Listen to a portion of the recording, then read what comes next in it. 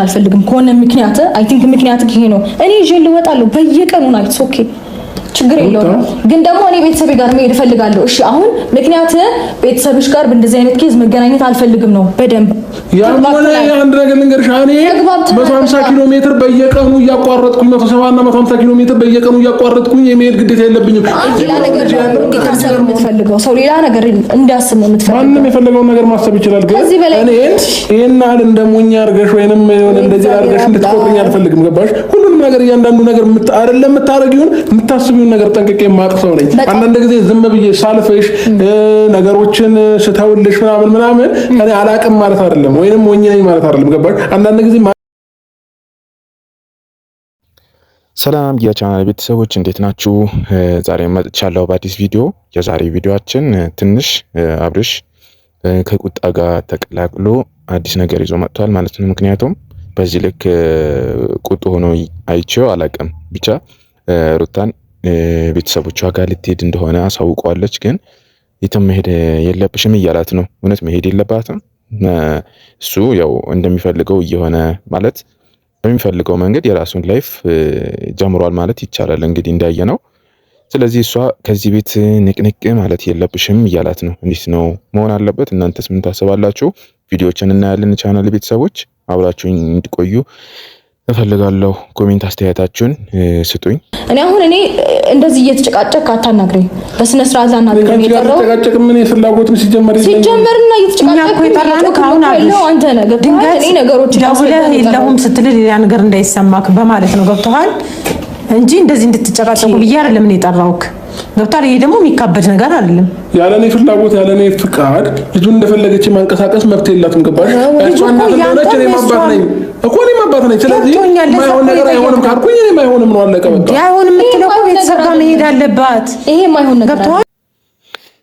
እሺ የቻናል ቤተሰቦች እንግዲህ አብርሽ እንዳያችሁት ቪዲዮ ላይ እንዳያችሁት እሱ ሌላ ነገር ካልተጠራጠረ በስተቀር ማለትም እሱ ያሰበው ሌላ ነገር ሊሆን ይችላል። ልጅን ይዛ ወደ ሌላ ቦታ ትሄዳለች ቤተሰቧ ጋር አይደለችም ብሎ ካላሰበ በስተቀር ይቺን ይዘሽ መንቀሳቀስ ልጅን ይዘሽ የትም መንቀሳቀስ አትችይም ከዚህ ቤት ውጪ ምናምን ማለት አይችልም። ምክንያቱም እሷም እናት ናት፣ ሰራተኛው አይደለችም። ያው አሁን ጊዜ እንትን ብሎ ቢለያዩም የልጁ እናት ናት። እንደፈለገች መሆን ትችላለች፣ እንደፈለገች መንቀሳቀስ ትችላለች። እንደ ሞግዚት ቤት ውስጥ አትንቀሳቀሺ ከቤት ይዘሽ መውጣት አትችይም ማለት አይችልም እንደ አጠቃላይ ማለት ነው። እና የአብርሽ ጸባይ ምንድነው? የመቆጣጠር መብት የለህም። አንደኛ ነገር በደንብ እንድታሰምርበት ፈልጋለሁ። እዚህ ቦታ የመሄድ መብት አለሽ፣ እዚህ ቦታ ያለ መሄድ መብት አለሽ። እዚህ ጋር መሄዳችም እዛ ጋር መሄድ ትችላለሽ። አንድ ነገር ልንገርሽ አትችልም። እኔ አንቺ የትም ወጥተሽ የትም መግባት ትችላለሽ። እኔ ስላንቺ አይደለም እያወራሁ ያለሁት እዚህ ጋር ስለ ልጅ ነው እያወራሁ ያለሁት እንጂ አንቺ ተመለክሽበት የፈለግሽበት በቃ አሁን አንተ ልጅን የምትወድ ስለ ልጅ የምትጨነቅ ከሆነ አይደለም 200 እና 300 ኪሎ ሜትር ቀርቶ 1000 ኪሎ ሜትር መሄድ በጣም ኖርማል ነገር ነው። አንተ እውነት ልጅን የምትወደው ከሆነ እውነት ለልጅ መስዋዕትነት መክፈል የሚታይ አባት ከሆንክ በጣም ኢዚ ነገር ነው። በነገር ላይ አይደለም ይሄ በጣም ብዙ ነገር ይደረጋል እኮ ሰው እኮ ልጁ ሲናፍቀው አይደለም እዚች በጣም በ3 ሰዓትና በ2 ሰዓት የሚደረስበት መንገድ ሀገር አቋርጦ ይሄዳል፣ ውጭ ሀገር ምናምን ይሄዳል። እንዲህ ኖርማል እኮ ነው ይሄ ነገር። አብርሽ የሚያጨቃጭቅ ነገር ሆኖ አይደለም። ምክንያቱም እዛ የሚቆየው ለጥቂት ጊዜ ይመስለኛል። አንተም ልጁን ይዛ ትመጣለች፣ መመለሷ አይቀርም። ግን አንተም ደግሞ መሄድ መጠየቅን ትችላለህ። ግን ለምንድነው በዚህ ልክ የሆነ እስረኛ ለማድረግ የሞከርከው? በቃ እኔ የፈለኩት ካልሆነ እኔ የፈለኩት ካላረግሽ ማድረግ የለብሽም ነው፣ መንቀሳቀስ የለብሽም ነው። እንዴት ነው ነገሩ? ግን ሩታ ያሰበችው ነገር አናውቅም። በእውነቱ ከሆነ ያው ይታወቃል አይደለ? ምናልባት ከሀገር ይዛ ለመውጣት ካሰበች ብዙ ነገሮች አሉ። ስለዚህ ያንን ነገር አናውቅም። ብቻ አብርሽ የሰማው ነገር የተጠራጠረው ነገር ሊኖር ይችላል እንዴ? ለማንም ተዋዋልችልም ሲጀመር ልጅን ለሰከንድ ገባ መተበሰነ ስርዓት አለ መጥቻለሁኝ ልጅን ይዘሽ ነይ ያሳይኝ ልትለኝ ይችላል። ወጥቼ ያሳይክ ይችላል። ይሄ ምክንያት ሊሆን አይችልም። እኔ እዛች ጋራ እዛ ድረስ በቃ ቤተሰብሽ ጋር ምናምን በእንደዚህ አይነት ኬዝ መገናኘት አልፈልግም ከሆነ ምክንያት አይ ቲንክ ምክንያት ይሄ ነው። እኔ ይዤ ልወጣለሁ በየቀኑ ናይት ኦኬ ችግር የለውም።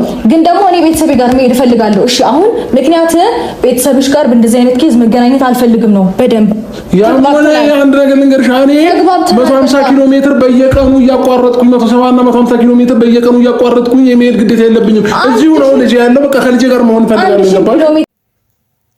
እሱ የፈራው ምንድነው ርቀቱን ነው በቃ። ስለዚህ እሷ ቤተሰቦቿ ጋር ነው የምትሄደው። ያው የት እንዳሉ ታውቃላችሁ አይደለ?